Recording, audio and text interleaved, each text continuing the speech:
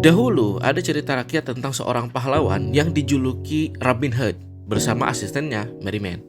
Dia merampas uang dan emas dari orang-orang kaya di malam hari dan membagikannya kepada orang miskin di pagi hari.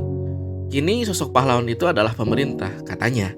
Pemerintah mengambil harta yang banyak dari orang kaya untuk dibagikan kepada orang miskin. Fiktif atau tidak, tapi tahukah kamu ide tentang Robin Hood ini telah menghipnotis begitu banyak orang miskin dan kelas menengah agar mereka mau membayar pajak yang mereka kira lebih kecil daripada pajaknya orang kaya. Tapi nyatanya, orang-orang kaya bayar pajak jauh lebih rendah atau kadang tidak kena pajak sama sekali. Lah kok bisa? Teman-teman, tak terasa kita sudah masuk ke pelajaran yang keempat tentang pajak dan kekuatan korporasi. Bagian yang pertama tentang sejarah pajak. Awalnya, di Inggris dan Amerika tidak ada pajak, kecuali pungutan untuk biaya perang seperti tahun 1799 di Inggris dan 1861 di Amerika. Barulah tahun 1874, di Inggris ada pajak penghasilan atau PPh kita sebut ya. Disusul tahun 1913 di Amerika, ikutin tuh ada PPh.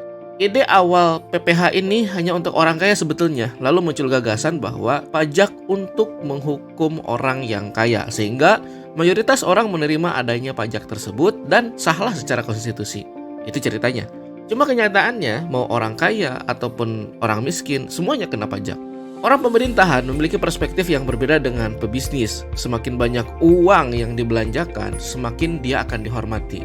Berbeda dengan bisnis, semakin efisien uang yang dibelanjakan, semakin dia akan dihormati. Makanya, agar pemerintah tumbuh, mereka harus mengumpulkan banyak pajak.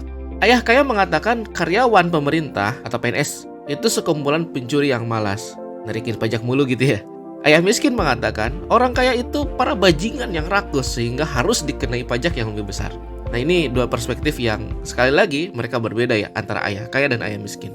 Kalau kembali ke cerita Robin Hood tadi, ide mengambil dari yang kaya untuk dibagikan kepada yang miskin, dalam hal ini pajak gitu, sebetulnya masih masuk akal sih. Cuma sayang, pemerintah mengambil dari semua orang itu. Mau dia kaya ataupun dia miskin, dikenai aturan pajak. Kan kita jadi kesel ya. Yang lebih kesel lagi adalah kenyataan bahwa pajak yang dikumpulkan pemerintah itu akhirnya mengalir lagi ke orang kaya. Lah gimana? Caranya adalah dengan mesin korporasi. Jadi ketika pajak itu berhasil dikumpulkan oleh pemerintah, uang itu kemudian dikucurkan kembali lewat berbagai macam keran proyek pemerintah. Nah, kira-kira ketika ada proyek ini, siapakah yang akan menerima kontraknya? Ya tentu, orang yang punya korporasi. Maka pemerintah kini menjadi sebuah kolam uang bagi korporasi, orang-orang kaya yang mereka punya perusahaan yang besar. Tapi di sisi lain, jika kamu seorang birokrat pemerintah, kamu akan dituntut untuk menguras kolam itu sehabis-habisnya. Kalau tidak, maka tahun berikutnya uang yang kamu pegang pasti akan dikurangi. Menarik ya? Kemudian pembangunan proyek pemerintah akan selalu tumbuh kan ya. Maka kolam pun harus dibuat lebih besar. Uang yang masuk harus lebih banyak dong. Nah, disinilah pajak mulai merambah ke mayoritas populasi. Jadi nggak cuma orang kaya doang yang diambilin pajaknya, merambah kepada middle class, termasuk juga pada orang-orang miskin. Jika masih kurang, maka pajakilah apapun yang bisa dipajaki dari orang-orang yang paling banyak itu. Entah namanya PPh, PPN, pajak natura, pajak hibah, atau istilah-istilah lain yang intinya sama-sama pajak sih. Tapi berbahagialah orang kaya karena kolam uang itu akan semakin besar, alirannya justru akan semakin deras kepada korporasi-korporasi mereka. Ya singkatnya seperti itu. Bagian yang kedua, bagaimana cara kita berlindung dari pajak di balik lembaran kertas korporasi? Karena pajak penghasilan yang hampir 50%, maka rata-rata orang Amerika, kalau dihitung-hitung 5-6 bulan dari 12 bulan mereka bekerja, itu mereka bekerja untuk pemerintah doang. Sebelum uang itu cukup untuk membayar seluruh expense-nya sendiri. Ya, jadi semakin mereka bekerja keras, semakin banyak pajak yang harus dibayar. Karena persentase 10% tadi ya. Sedangkan orang kaya berlindung di korporasi. Inilah rahasia terbesar orang kaya. Sebenarnya korporasi itu bukanlah benda yang nyata-nyata banget kok.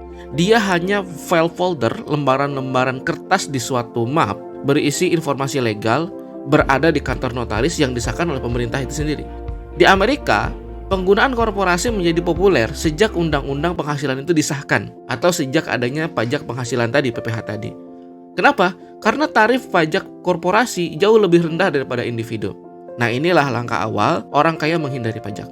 Contoh lain, mereka menghindari pajak dengan bab 1031 Internal Revenue Code, yang intinya itu mengizinkan seorang penjual menunda pajak atas properti yang dijualnya untuk mendapatkan capital gain dengan cara menukarkan properti yang lebih mahal.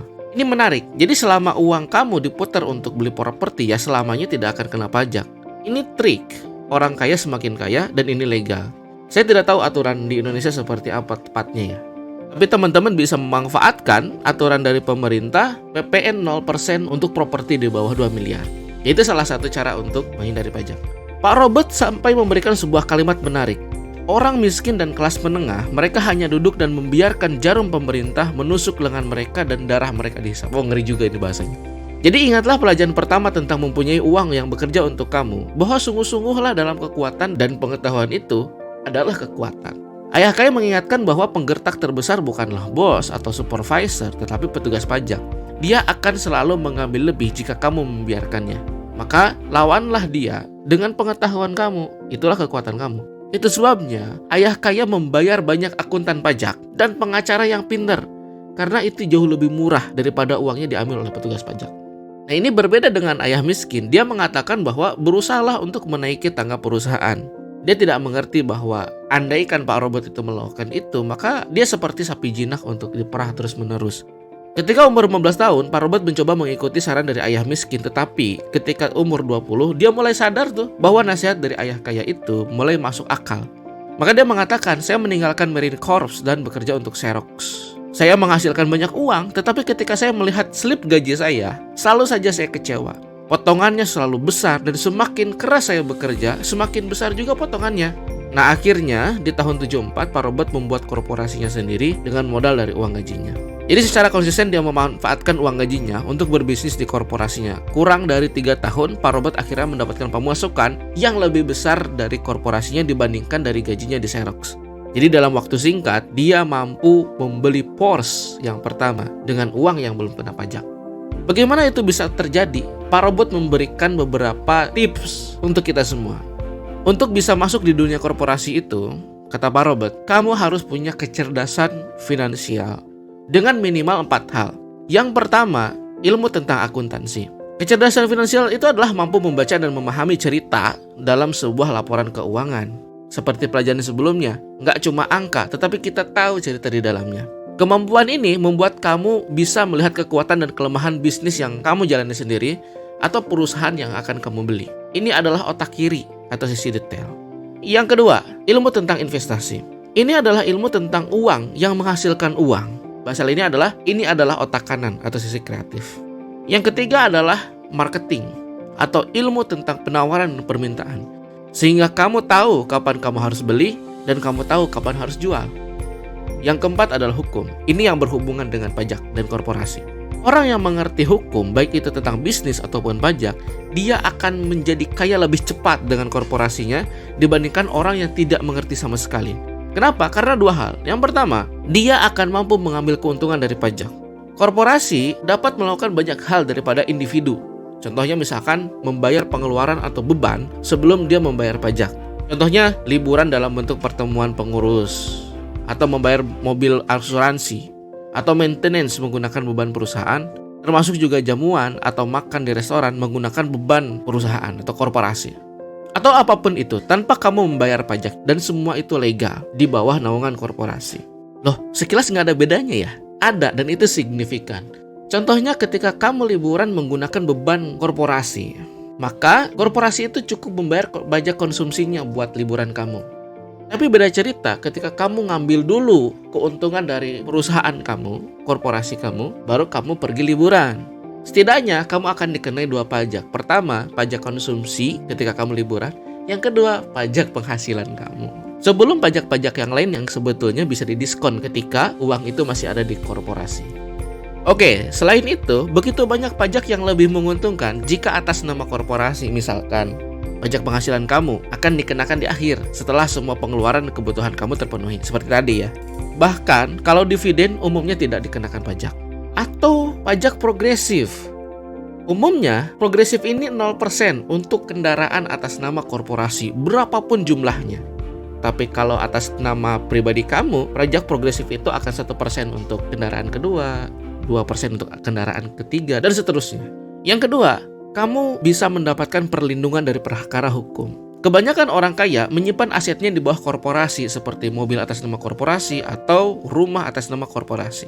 Sehingga ketika seorang individu menggugat orang kaya tadi, mereka seringkali menemui lapisan-lapisan perlindungan legal atau bahkan seolah-olah orang kaya itu nggak punya apa-apa. Ya karena semuanya di bawah aset korporasi. Teman-teman, buku ini bukan untuk mengajarkan detail apa itu korporasi, tapi untuk menunjukkan contoh-contoh bagaimana orang kaya memanfaatkan korporasi itu. Robert secara pribadi merekomendasikan jika kamu mau jadi orang kaya, belajarlah tentang korporasi, salah satunya dari buku Think and Grow Rich.